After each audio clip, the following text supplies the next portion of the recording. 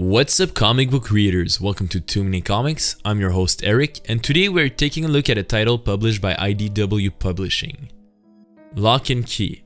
Welcome to Lovecraft. I think I got this for $25. Now it is part of the buy two get one, so the cost is a little lower, but awesome here. This thing is huge. It's so beautiful. On the bus, here's the front, the spine. So the spine is a little bit different.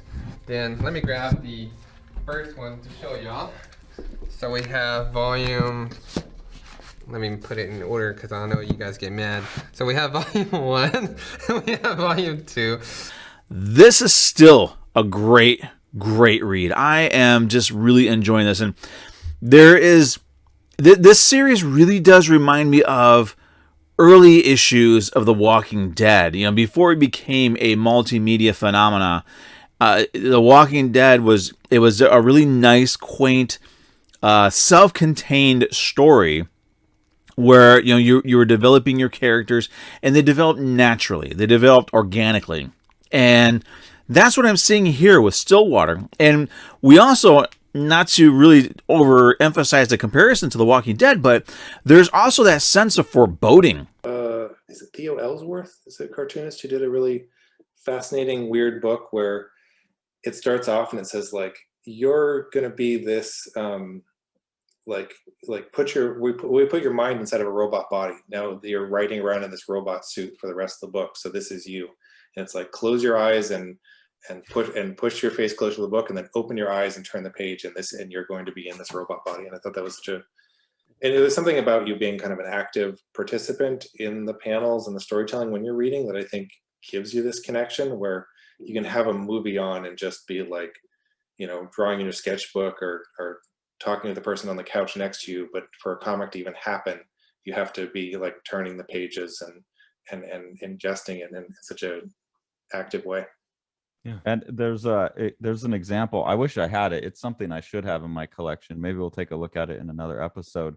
Out of Promethea by Alan Moore, where he has Hermes talking about how an idea can be infectious, and that an idea can possess you across the page. And he's telling this as they're walking, and then he turns, and that last one where he's saying like, I can infect you from inside the book, and he turns and looks at you. And J.H. Williams is such a fucking amazing artist.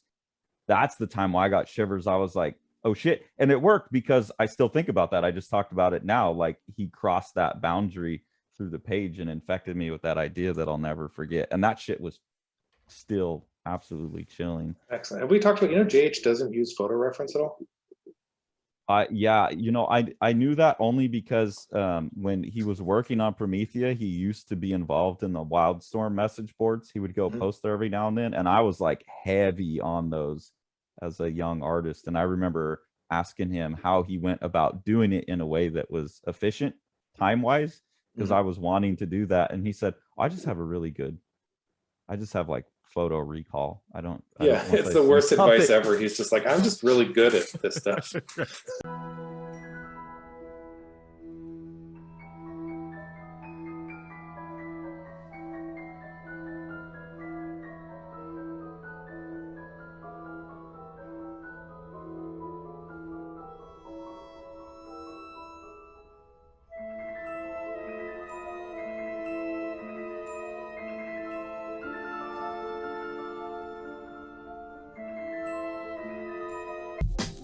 Spirits Flying in the Sky is a collection of short stories that all have a folktale kind of vibe. What this manga really excels at conveying is that weird kind of wholesomeness that's mixed with a bit of freaky horror that a lot of classic folktales have. Like, a story in this collection can just be about this weird creature who steals your stuff, only to come back and give you the dozens of clay pots they made using your stuff. And somehow, even that pretty cute story has a tinge of really eerie creepiness. And now what I love about this collection is that each story has a different level of that eeriness, and they all have super unique vibes and storytelling styles. What are your feelings about this book? I have so many feelings.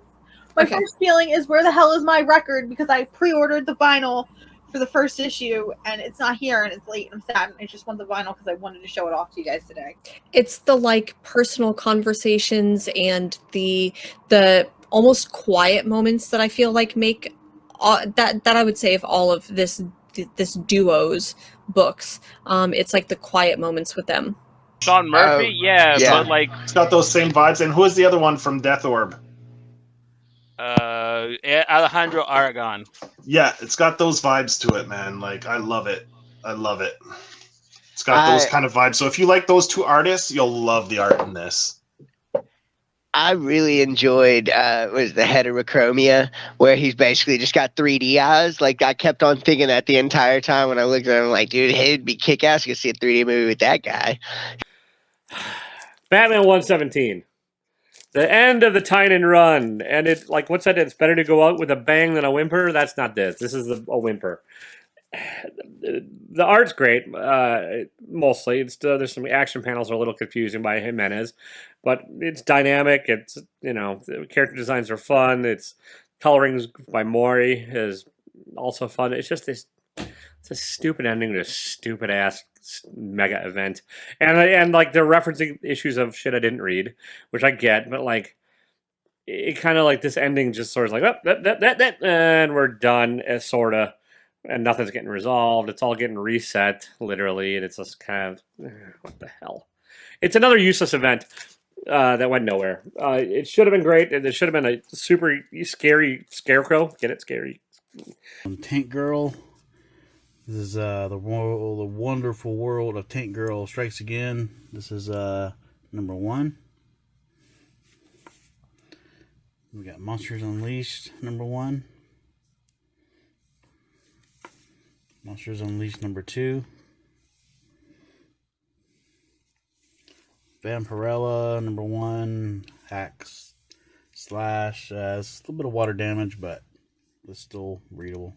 Und dieser Stil, gerade durch diese zurückgefahrene Kolorierung, die sich meistens auf den Panels eben nur so mit 2, 3, vielleicht 4 Farben mit beschäftigt, hat das Ganze wirklich einen unfassbar tollen Stil. Hier haben wir einmal die atomare Explosion